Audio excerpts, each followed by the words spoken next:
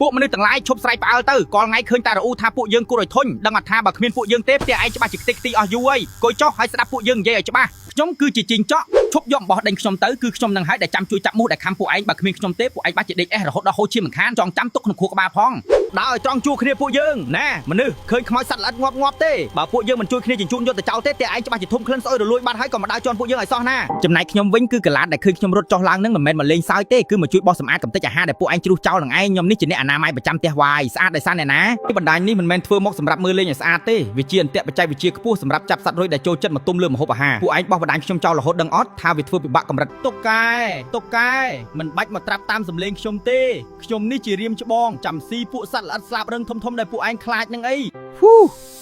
កុំអារត់ខ្ញុំពោះបៃតងមិនមានពឹសសាហាវអីទេ